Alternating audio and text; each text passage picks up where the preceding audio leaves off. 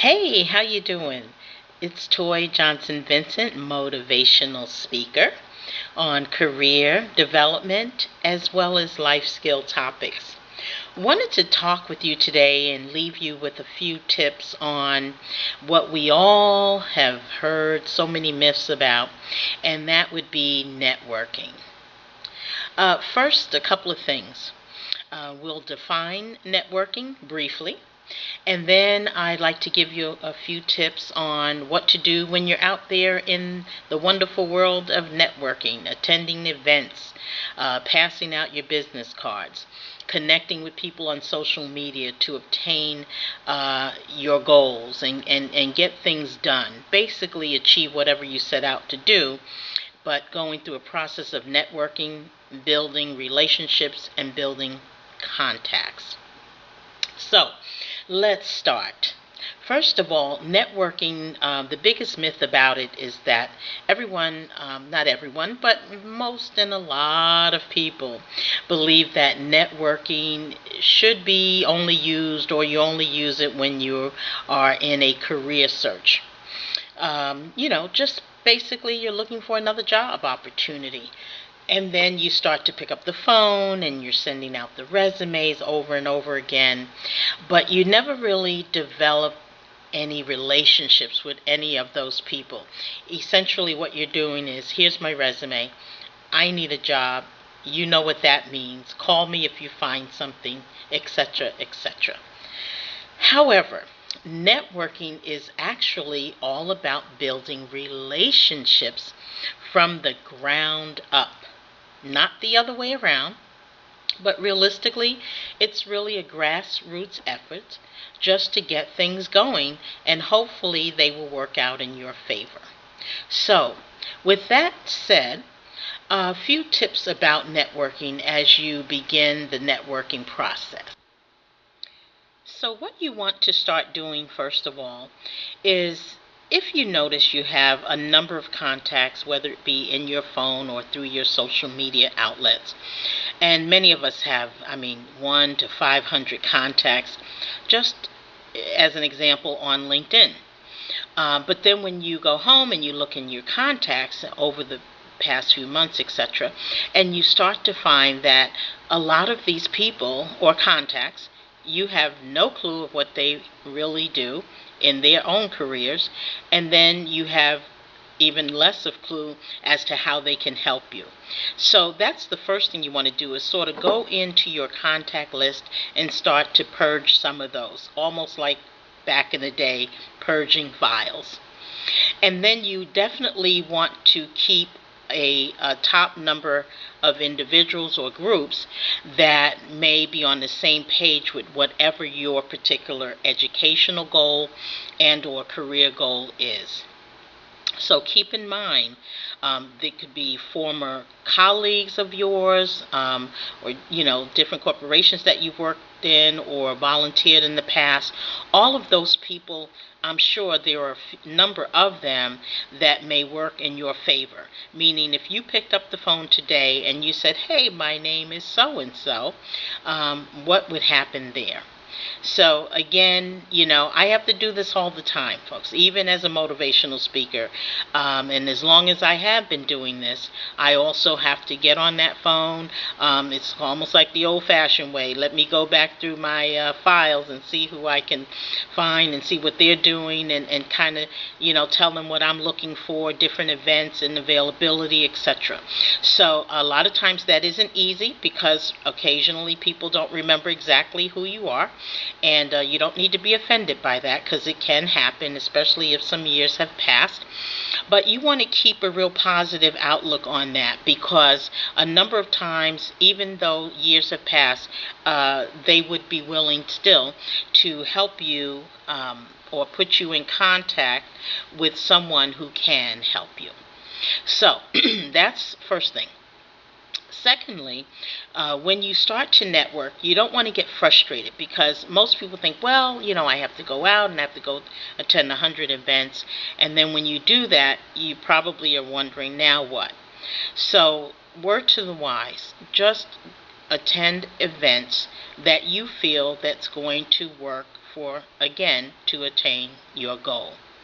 Either meet your goal and or exceed it. So again, if you are in the job search or you're transitioning from one field to another or one industry to another, you may want to start looking at some of those events that are going on, maybe monthly or weekly or bi-weekly, etc., and then make sure that you get involved that way.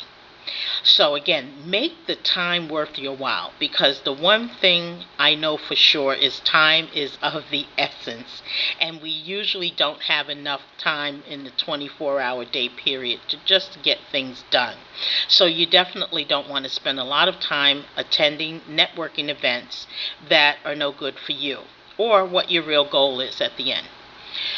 And next, I want to just talk a little bit about there are some myths out there that, again, just basically not letting people or all your cards on the table what you're trying to do, for fear of rejection a lot of times. But I'm saying to you is just come with your authentic self when you're going to these networking events. Let people know exactly, pretty much who you are, what you're trying to do, and how you're trying to better yourself, position yourself so that perhaps you're thinking about entrepreneurship, starting your own business. Perhaps you're just thinking about going back to school to obtain that bachelor's or master's or even your doctorate's degree, something that's been on the back burner. I know it has for me. And these are just some of the things that spill over into our personal lives. So, again, educational, personal, and career-wise, networking realistically is a life skill tool, which is why oftentimes, because I speak on career development as well as life skills, this particular topic, networking, can actually go into either or. Next, what you want to try to do is, once you've decided you've gone out to the networking events and you've chosen wisely to which ones, now you want to do follow-up. You get into the follow-up stage, because the worst thing that can happen is, when you call someone or you email them and it takes them about 4 or 6 weeks to respond, that in and of itself is a tragedy. And what happens when people don't follow up? It's just not good. It's not a good look for you, and it really isn't a good look for them. But because the ball is in your court and you're responsible for your career search or your educational goals, it's your responsibility to decide if that contact is going to be worth me, following up on again. Moving on. So the next thing that you want to think about is you're all set with follow-up. I think you know where I'm going with that. Moving on into the next segment, basically the great news as you are going through the process of networking is you really want to think about, again, these are building relationships from the ground up, not the other way around. So again, choose your contacts wisely when you're out there. You want to attend a number of events, either bi-weekly, weekly, or monthly, whatever fits your schedule and your lifestyle. Because there's someone out there that you will connect with, and that is the key. You're not only networking, but you want to work the net. At the end of the day, it really is about building relationships from the ground up.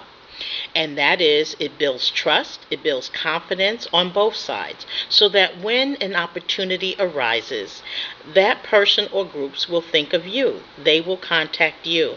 You'd be surprised. At some point, you won't even have to pick up the phone, except to say, obviously, thank you, etc. But networking is an ongoing process, and that's what I could tell you today, and it's so true. Because even if you think about all of the people who you've met over the past year in your professional life, and think about how often you get to say hello to them or follow up with them. How are they doing in their careers, etc.? That's really important. So if you are out there and you have multiple contacts across your social media outlets, you want to try to figure out a way which ones should be in your top 25 to 30, maybe even 50. and then start to hone in and let them know what you're trying to do. Are you trying to start a business? Are you thinking about going back to school for an advanced degree? Are you thinking about moving or relocating from one area of the country to another? Whatever is your goal, networking is a sure way to get there. So, recap. Definitely you want to check out whomever is in your contacts at this point in time. Look at the number, and probably you might actually start decreasing the number, because as you probably already know, even if you had 500 contacts, think about all of the 500. Do you really contact 500 people in a day or even a month? Second, attend as many events as you can. That is really the key. You cannot just do it from behind a computer. People need to know you're out there. So use and choose your social media outlets wisely. It will really pay you back twofold. And last, think about networking not as a chore or a task, but think about it as something that you can get excited about and passionate about, as I am just talking about it with you today. I assure you that there will be some great things that will come out of networking. You will build relationships. You must also maintain the relationships. And at the end of the day, you should enjoy what you're doing. So on that note, what I'd like you to do is not only go out there and network, but work the net. Have a great day. This is Toye Johnson-Vincent, motivational speaker. Happy networking.